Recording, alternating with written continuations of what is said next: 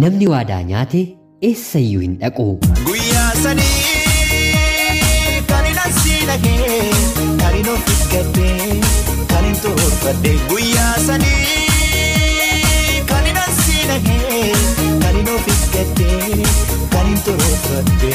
Ani maqaan koo Leensaa Keen jedhama. Kanan dhaladhee guddadhe Shawaa Kaabaa Salaalee magaalaa Garba Gurraachaa keessattidha. Barumsa koos hanga kutaa torbaffaatti achumatti baradhe. Maatiin kiyyaa torbaffaa irratti intala anaan argatanii kanaan duratti daa'ima godhatanii guddisuudhaaf yaalanis haa ta'uutii garuu eeyyama rabbii waan hin taaneef hunduu jalaatii boqotanii. Anarraatii kaasee haga sagalaffaatti kan dhalatan yookaan immoo nuyi daa'imni sadii lubbuu horannee guddannee eeyyama rabbiitiin ilmaan taaneefii jirra. Haa ta'uutii garuu obboleessi koonni dhumaa yookaan immoo inni sadaffaa yeroo dhalatu harmeen kiyyaa mana yaalaa toon gahiin karaa irratti waan deesseef dhiigni hedduun qaama ishee keessaa dhangala'e. Sababa kanaanis miidhamtuu taatee hanga har'aatti baay'ee rakkachaa jirti. Akka haadhaattis abbaattis ta'ee kan nu guddise anaa fi obboloota koo lamaan abbaa kiyyadha. Harmeen kiyyaa miidhamtuu mataatee hafti. Haadha abaluu yookaan immoo abbaa abaluu jedhamuu hawwanii anarraatii jalqabee isaaniif milkaa'e. Harmeen koo ijoollee ishee torba dhabuu isheetti gaddi guddaan hanga yoonaa isheetti dhagahama. Yeroo anaa fi obboloonni koo hin jirrettis dhokattee mana keessatti boossi. Hanga nuti guddannuttis ta'ee erga nuti jabaannee abbaa keenyatu hojii humnaa hojjetee bakka haadhaas bakka abbaas bu'ee gargaarsa nama tokko malee nu waliin rakkata. Abbaan bakka haadhaa bu'uu hin danda'u jedhu. Haa ta'uutii garuu abbaan keenyi ana obbolaa koo fi haadha koodhaaf bakka haadha keenyaa bu'eera. Anii fi obboleessi kiyyaas kaayyoon keenya barnoota keenya barannee maatii keenyaaf dabarsuu ture. Haa ta'uutii garuu anaaf waa'een abbaa koo bahaa koo fi galumsa kootti baay'ee na dhiphisa. Yeroon mana barumsaa deemu waa'ee mana keessaa yaada malee homaa waa'een barnootaa naaf hin galu. Sodaa hollannaa fi hirribatu akkan daree seenetti ana waliin dhufa. Kutaa torbaffaa akkuman ga'eenis obboleessa abbaa kiyyaatiin barnoota barachuun hedduu akkanatti ulfaate ni madhe. Innis erga rakkoo kiyya hubatee booda turtii yeroo muraasaa booddee gara mana keenyaatti dhufee na waamee maaliif biyya hambaan deemtu jechuun na gaafate. Guyyaa sadii kan hin asiidhagee kan hin ofiiggate kan hin toorfadhe. Guyyaa sadii kan hin asiidhagee kan hin ofiiggate kan hin toorfadhe. Anis tarii abbaa koo karaa kanaatiin boqochiisuu nan danda'a jedheen obboleessa abbaa kiyyaa waliin tole jedhee walii gale. Haa ta'uutii garuu umriin koo yeros waggaa 15 waan tureef biyya hambaa dhaquudhaatiif carraa naaf hin laatu. Innis wanta kana abbaa kiyyatti mee waan hundumaa eeyyamsiisee abbaan kiyyas biyya alaa akkan deemuuf tole naa jedhee waraqaa eenyummaa namoota qabalee waliin waan wal beekuuf haala salphaa ta'eetiin guyyaa 2 keessatti anaatiin umriin ishee waggaa 22 jedhanii naa baasanii. Isaan dhiisee deemuu kootti garuu harmeen koos ta'e abbaan koo gammadoo hin turanii. Haa ta'uutii garuu jireenyi yoo garaatti jabaatan malee dhiibanii keessaa ba'uu waan namatti ulfaatuuf gara jabaadheen biyya alaatti maluudhaaf piroosesii kiyya jalqabe. Akka carraa ta'ee bakka imbaasii mucaan obboleessi abbaa koo waan hojjetaa jiruuf waan hundumaa haala salphaadhaan na gargaare. Rabbis na gargaaree gara Saawud Arabiyaatti maleen manni gaarii haala mijataa naaf qabu akkan deemetti na mudate. Haa ta'uutii garuu ani ijoollee waan hin tureef daa'ima isaaniitti illee akka maleen oriya ture. Mucaan obboleessa abbaa koo imbaasii keessa hojjetu yeroo yerootiin maatii sanatti bilbilee hadaraa mucaa kiyyaa jechuun waan isaanitti matuuf rakkoo narra hin geessisanii. Haaluma kanaanis rabbis na gargaaree waggaa 2 guutuu mana sana keessa ergan hojjedhee booda kontiraata koos waan hin xumureef nagahaa jedheen gara biyya kootti gale. Kanaan booddees akkan biyyatti galeen abbaan kiyyaa mana xiqqoo balbala keenya fuulduratti naaf banee suuqii keessatti daldalachaa barnoota kee baradhu naan jedhe. Ani garuu barnoota barachuuf tole jedhus mana sana keessatti suuqii daldaluudhaaf garuu abbaa koodhaaf tole otoo hin jedhin nafe. Anis jajjabina barsiisota koo fi barattoota daree kiyyaan kutaa torbaffaa eegaleen hanga seemisteeraatti baradhe. Haa ta'uutii garuu akkuma hundi keenya iyyuu beeknu Oromiyaa keessa nagaan yeroo hedduu waan hin jirreef jeequmsi mana barumsaa keenya keessatti ka'e. Sababa kanaanis barattoonni hedduu yeroo miidhaman anis kanaan booddee gara mana barumsaatti hin dhaqu jedheen barnoota koo si'a lammaffaadhaaf addaan hin kute. Kaayyoon koo karaa barumsaa hin qabu hundumaas mooraalii dhabeen addaan na jalaa gargar bahe. Haaluma kanaan otoo jirru guyyaa tokko mucayyoon dubaraa tokko daa'ima dugdatti baattu seenaa ishee gadi fageenyaan erga natti himtee booda mana kiraayii akka isheen barbaaddu na gaafatte. Anaanis baay'ee waan na gaddisiisteef abbaa kiyyaatiin mana suuqiidhaaf naa ijaare bilisaan yookaan ammoo kanfaltii malee akka isheen galtuun gaafadhe. Abbaan kiyyas seenaa ishee anarraa dhaga'ee baay'ee gadduufiin tole jedhee mana keenya keessatti galchine. Mucaan kunis akkuma galtee yeroo hedduun guutiin obboleessa haadha isheedhaaf gaaffii jaalalaa naaf dhiyeessuu eegalte. Koree nama deettee koreen keessaa baasoo hogguu kuttee takkaali bohaarsu nin gammadee karraa yaadadhee kadabree kaleena bochistee har'atis bochiree kaleena tuboohee har'atis boossee.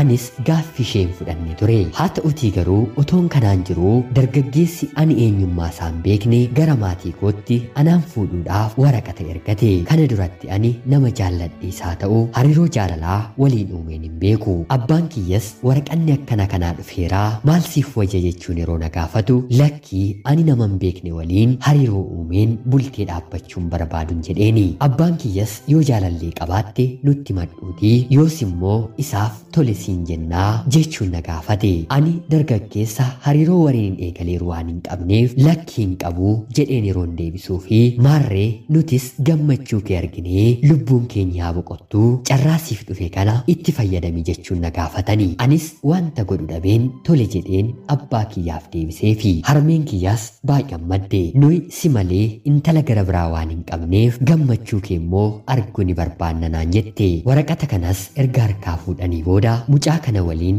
wal na barsiisanii anaafisas wal kaadhimmachiisanii. Haa ta'utii garuu fedhii maatii koof malee jaalala kan jedhamu waan tokkoyyuu ani isaaf hin qabu. Gaa'ila gochuufis qophii eegalanii. Kana gidduutti intalli mooraa keenya keessatti kireeffattee jirtu ammayyutee nama maatiin kiyya na kaadhimmachiisaniif dhiiseen obboleessa haadha isheetti akkan heerumuuf guyyaatii gara guyyaatti na gaafatti. Waa'ee gaarummaa isaas tokko lamaan natti odeessiti. Yeroo hedduus daa'ima qabattee mana yaalaatti waan deddeebituuf yeroo mana yaalaa deemuuf kaatu kana anaan na waamtee wajjin deemna naan jetti. Anis mana keessa taa'aa waan hin ooluuf mana taa'uu koorra ishee waliin deemuu koonaaf jedheen ishee waliin bakka isheen deemtutti imala. Akka carraa ta'ee guyyaa tokko bilbiltees mana yaalaatti qaamaan akkana arguuf obboleessa haadha ishee waamte. Guyyaa sanas wal dubbisnee innis gara mana isaatti gale. Guyyaa kanarraa kaasees bilbila ishee irratti bilbilee yeroo hedduu nagaa na gaafata. Turtii guyyoota muraasaa booddees anaa fi dubartii kanaatiin mana nyaataatti nu waamee nyaata nu affeere. Yeroo kanas taa'ee yeroo jalqabaadhaaf afaansaa baasee kan bilbilaan natti himuun olutti baay'ee akka na jaallatuu fi bultoo na waliin ijaarrachuu akka barbaadu dargaggeessi kun natti hime. Anis waan natti deddeebi'eef tole sammuu koo mari'adheen yeroo biraa sitti hima jechuun isarraa gargar bahe. Haaluma kanaan adeemsa keessa qalbiin koo dargaggeessa kana jaallatte. Sagalee isaa otoon dhaga'een hin bulu. Guyyaa sanii kan hin asii dhagee kan hin ofiif gaddee kan hin turfadde. Guyyaa sanii kan hin asii dhagee kan hin ofiif gaddee kan hin turfadde. Booddee irrattis yeroo jaalalli natti hammaatu ani sitti heerumuu waan hin barbaaduuf maatii kiyyatti ergadhu jedheen isa gaafadhe. Haa ta'utii garuu dargaggeessi kun xiqqoo hangan haala mijeeffadhutti naaf obsii jedhee naaf deebise. Maatiin kiyya garuu kana duratti nama na kaadhimani sanaaf gaa'ilaatiif qoqophaa jiru. Kana gidduutti wanta kanan na mudate. Akka carraa ta'ee dargaggeessi ani jaalladhe kun yeroo tokko tokko darbee waan isa dhukkubuudhaaf gara Shaashamanneetti yaalamuu yeroo deemu wajjin deemnaa jechuun na gaafate. Ani immoo abbaan kiyya waan na ajjeesuuf lakkii hin dhufu rabbi si haa fayyisu jedheen yeroon deebisuu fi innis qofaasaa imalee turtii guyya 3 booddee dhibee isaarraa fayyee gara magaalaa keenyaatti dhufuun kunoo dhufeeraa fayyuu koo dhuftee qaamaan nan gaafattu jedhee na gaafate. Anis baay'ee yaadee waanan tureef gara mana isaatti imala koo raawwadhe. Haa ta'utii garuu wanti gaarii nan qunnamne. Dargaggeessi kun haala salphaa ta'een kabaja koo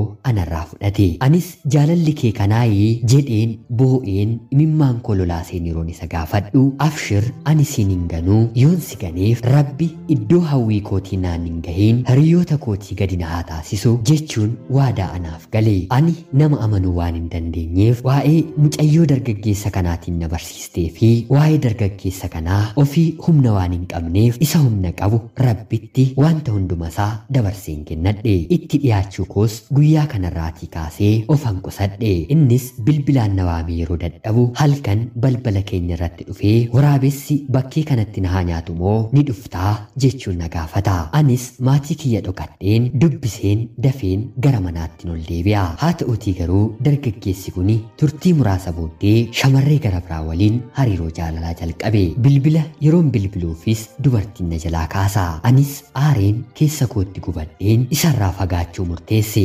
Gadda koofis simboonarra ture rifeensa koo dheeraa ofirraan haaddadhe. Kanaan booddees gaa'ila maatiin koo qopheessaa jiran kanatti hin heerumu ofiin jedheen otuu maatiin kiyya hin beekiin piroosesii gara biyya hambaatti eegale. Ji'a 2 keessattis viizaan kiyya naaf dhufee gaa'ila kiyyaaf ji'oonni muraasa waan hafaniif maatii kiyyaaf sababa garaagaraa dhiyeesseen imala koo gara Dubaayitti raawwadhe. Miidhamni kaleessaa keessa kootii baduu didee kunoo erga wanti kun irratti raawwatee fi gara biyya Dubaayilee waggaa 2 fixeen hin jira. Gara biyya Dubaayii kanaatti dhufeen turtii baatii 9 booddee oduu galataa keessa kiyya qabbaneessu tokkon dhagaye. Innis mucayyoon obboleessa haadha ishee na barsiiste mana keenya keessa galaa turte sun akkuma ani goyyomee fi namni gara biraas hin goyyomaa fi itti fakkaatee mana ishee keessatti nama gudeessisuuf yeroo kaatu poolisiin qabee hidhaan waggaa 3 ishee irratti murtaa'e. Ammas itti dabaleen gara waaqaatti yaa rabbii ammayyuu warra namiidhaan hin dhiisiin jedheen kadhata kootti fufe. Dargaggeessi kabaja koo narraa fudhate dubartiin inni anarratti jaallate sun isatti heerumtee fuudhee daa'ima erga godhattee fi booda guddifadhuun jettee itti dhiistee badde.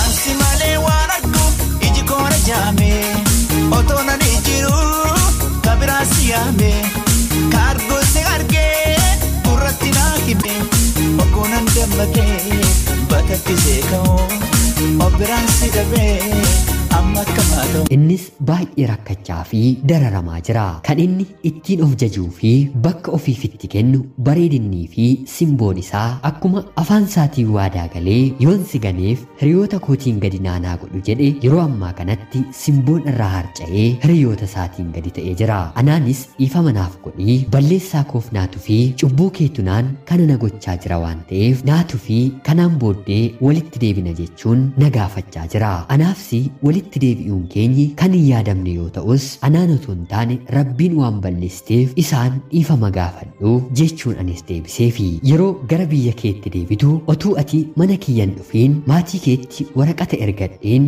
si fuudhaa jechuun ammas na gaafate. Ani immoo deebiseen hin dhama'iin kan koof kan kee dhaabbateeraa inni kana dura jireenya koorraatii na jalliste hin si gahaa jedheen deebiseefi inni immoo atumti gara maatii keetti deebi'i malee maatii kee fuulduratti jilba keetti kufeen boo'een dhiifaman si gaafadhaa jechuun na gaafachaa jira. Anattis deebisuun dhalli namaa hin dogongoraa dogongora isaaf immoo dhiifama ni fedha waan ta'eef anaa fi daa'ima kootti wantin si balleesse waadaan kakuun galee akka hin dabarreef adaraa kee jechuun na kadhachaa jira. Anis deebiseefiin namiidhuu kee dhuguma keessi kee kan amaneeru yoo ta'e ani dhiifama siif godheera. Haa ta'uutii garuu kakaan waaqa biraa waan ta'eef gaabbii galiitii deemiitii kakaan kee daa'ima keettillee akka hin deebine waaqa keetti araaramii jedheen deebiseefi har'a wanti inni keessa jiruu fi haalli inni irra jiru baay'ee nama gaddisiisa. Bareedinnii fi ulfinni dhala namaa hanga yerootti akka inni ta'e dargaggeessa kanarraa baruu danda'eera.